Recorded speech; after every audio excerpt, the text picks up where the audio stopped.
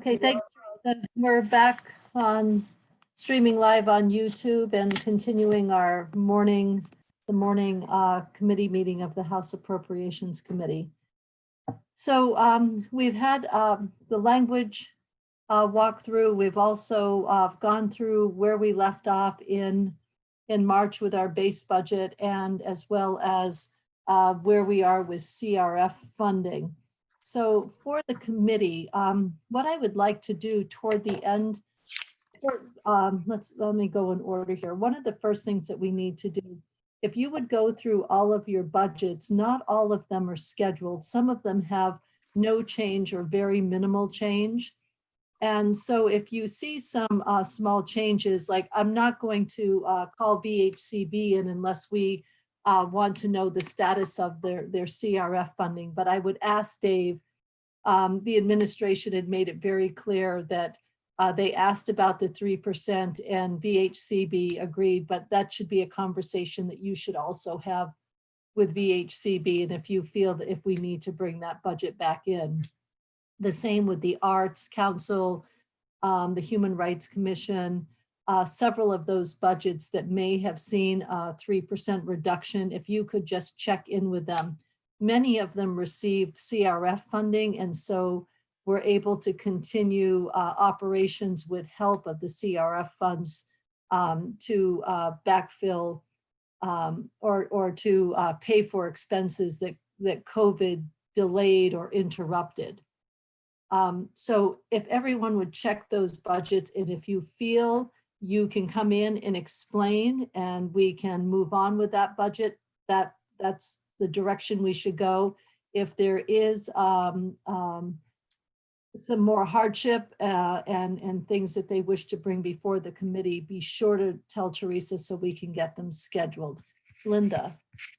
I just wanted to let you know that the new director of the Vermont Symphony Orchestra started today. Oh, good. So we've already contacted her and we're going to chat this afternoon. So hopefully I'll just be able to, she knows nothing about the budget process. So I will be discussing that with her, et cetera, and seeing what she's received, because I've been all along in touch with the president of the board of directors. So anyway, I just wanted you to know that we have a new director. Her name is Elise Brunel. Well, welcome, and we look forward to meeting her. And what a challenge stepping into that position in the middle of this pandemic, where she can't go for conferences and have rehearsals. Imagine having Zoom rehearsals. I can't even imagine. So if you could know, today's Monday, if you could check in and tell Teresa by Wednesday if we need to have any other budgets in, that would be great, because we're moving pretty quickly. On Thursday and Friday, even we have the public hearings, but I would like to start through the language and closing out as many sections of the language as we can, and identifying what's left open and exactly what the issues are with those pieces that are left open. And so if you would walk through your sections of the language and see clarification, seek out any clarification, that would be great. I need to mute Bob. Bob, are you? Teresa, who do we need to mute? Okay. I thought it was you. No. Oh, it was me. I'm sorry, guys. I'm sorry. I thought I was muted. Oh. So I'd like to start walking through the language, and then also the web report, and whatever decisions that we have made, if there's no disruption from COVID, it's really important that we stick with those decisions unless there is a valid reason to open those budgets back up. Otherwise, we will never get done. And one-time money, if individuals come up with areas where one-time money was not addressed, either through CRF money that was able to cover CRF expenses, if there's a list of those that are on the table for discussion, we need to bring those forth to the committee as well. And I think that's all. So we're going to start shelving these budgets as quickly as we can. If you have unopened questions, work with your committee of jurisdiction. They're coming back tomorrow as quickly as you can. And I'm trying to think if there's any other pieces. As far as CRF funding, committees of jurisdiction are just coming back tomorrow. And so give me a couple of days to work out a schedule and a format of how we're going to address CRF funding. First, understanding what dollars have gone out, what issues there are, if there's dollars that need to be reappropriated or moved around, and then what our plan is for the remaining CRF dollars. Any questions, thoughts? Anything you'd like to share with committee members? Any surprises in your budgets? I wish the ups and downs had been, it would have been much more difficult. I know the language is just so clear to work with that it gives us more time for the ups and downs, I guess. Marty. I just want to share a very general comment that I suspect it won't be popular, but my gut feeling is that we are not cutting enough in this current version of the budget. We have $100 million cushion that we brought over from last year, which of course is helping us tremendously to not have to make, any what appear to be any big cuts so far this year. But I'm worried that we will not have a cushion to carry over to FY22, and that will make FY22 that much more difficult. We won't, according to the forecast, the income will not be down as much, but nevertheless, if we don't have $100 million cushion carrying over, I think we'll have to make more difficult decisions in the 22 budget. And if we can start some of those readjustments or modifications in this budget, I think it would be far more helpful. And certainly if we have some extra CRF money, I think we need to be very careful to direct it to areas that, although it has to be spent by December, can help move us more into the future. And I think we need to be considering that and looking at each of our departments as tightly as we can, because if we could save a little bit this year, it will help us a lot next year. That's just a general comment that I think we need to keep in mind. Thank you, Marty. And I appreciate those concerns. As you know, fiscal year 22 is going to be really difficult. It would be a little easier if the federal government had acted and we knew, what assistance or what the plan was going forward, because that would at least identify areas that were going to be more difficult for us and areas that would be covered. But we can't count on that funding, and it's pretty likely it won't happen until after we're done with the budget cycle. So, planning for that money is creating a challenge, whereas it would have been a large help. Other thoughts?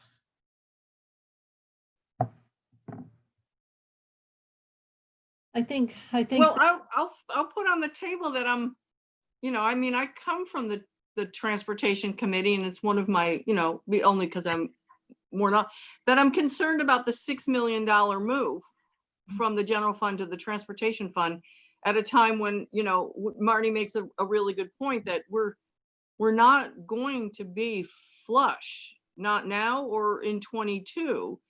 And so how we use those funds is going to be critical for helping Vermonters.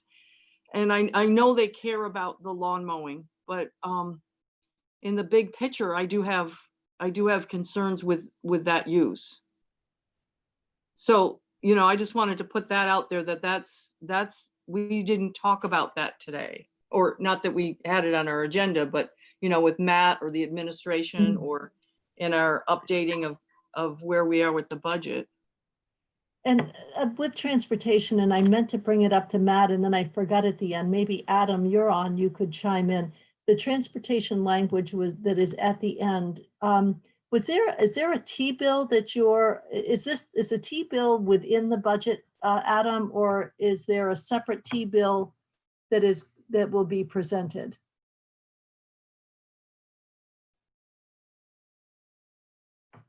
Adam, are you there? I've got Bob Helm is calling me. I think he.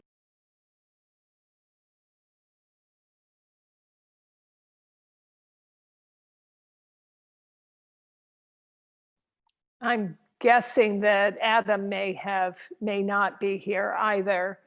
So maybe that's a question. Well, it's Bob who has transportation, so he's not here to ask. He's just trying to jump back on. Yeah. Bob, I told him to try his link again. I thought Adam was here, but he's not. And so the Transportation Committee is going to look at the language at the end of the bill and provide a recommendation. And the $6 million, we have to talk about setting a precedent. We just cleaned up the ed fund and kept the ed fund and general fund separately. There used to be, if you remember when Representative Peasley was here, there was always concern about rating the transportation fund, and we have separated that back out so that, that blend of fund is not happening. And so, do we want to set the precedent of start moving general fund to T funds or using T funds in the future for general funds or education funds? And so we need to think about that carefully. What the governor recommend to use that $6 million for, that 6 million, those identified areas don't have to be the identified areas. There can be project delays. There can be other ways to find the $6 million within the T fund. And so Bob, those conversations with the Transportation Committee. Mary? And it's not just the 6 million, but somewhere else there's a line item of a little over $1 million for an IT work at DMV that we need to pay attention to. They're proposing for it out of GF. Right, 1.2. Is that usually paid for, Mary? How would that typically be paid for? Who has DMV, Diane or Bob? I did, Kitty, but I don't know. And I'm wondering if that was a capital bill thing, but I think you're right. Yeah, IT projects, Bob, are those typically paid for from fees or T-bill money in DMV? They're typically from within their own funds. I mean, all they do is pass their profits, if you will, through to transportation, but not until after they've taken out their cost of doing business. Now, I've seen them ask for money before, and I think we've given them money before on major big projects. Yeah. But so you're gonna have to do a deeper dig on that 1.2 million for the IT project at DMV and how those should be funded. Any other big concerns? DCF has a lot of moving pieces, and Kimberly, I think you have those pretty much under control. At least you know what what feedback you're looking for that from the Committee of Jurisdiction. Yeah, I think there's some things that were more controversial in the past, so to speak, that like the housing, the emergency housing, which is now, I think, moving forward in a more integrated way as kind of a silver lining of what happened with CRF funds being used for services in terms of setting the table. So that kind of coming together, I think, is potentially a very positive story. Kitty and others, to that extent, as we prepare for the public hearings this week, some people have asked me about what are they supposed to speak on, or what are we looking at? And correct me if I'm wrong, but because we're looking at the whole budget, the whole year, everything we had before, those public hearings, all that documentation of what we heard is still on the table. I don't think they have to repeat themselves. We have that.